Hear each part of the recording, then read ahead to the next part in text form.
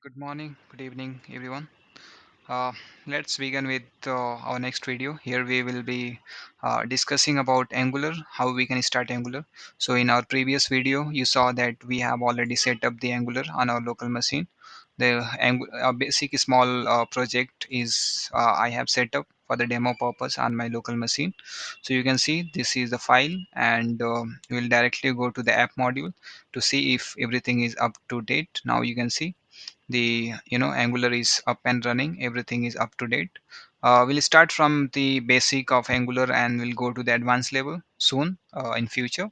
So if I have to verify that if the Angular is running or not, so in the previous video I had started Angular with npm start.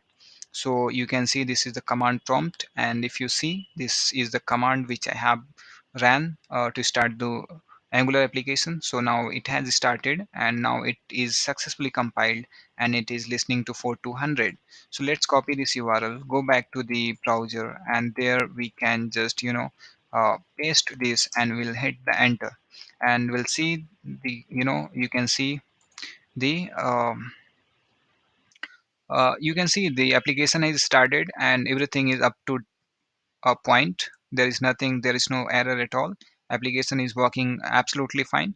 But we are getting some information. You can see there is something which we are facing some issue. So it is actually a alert: unable to communicate with API server, data could not be loaded. Please try after some time later. Please fix this following using the web live.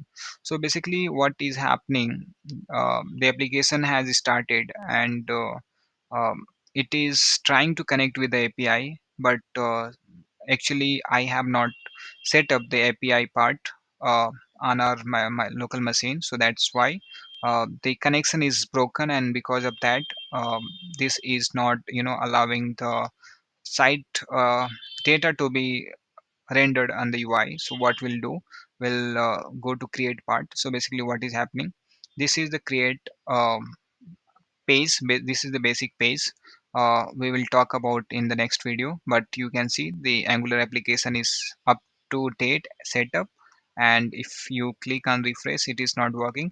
So in next video we will start with some data which will be for the demo purpose, and now you can see the application is up and running. So this is will connect with you in the next video once the API is up and running. So um, in next video we'll go through the all components of Angulars, and all the features of Angular, what Angular uses, and how it is good for you to learn new technologies or new features which are being uh, introduced in the market, which will definitely help you understand and make you confidence while you will be working in the organization as a developer or as a project manager. Okay, so we'll meet you in the next video.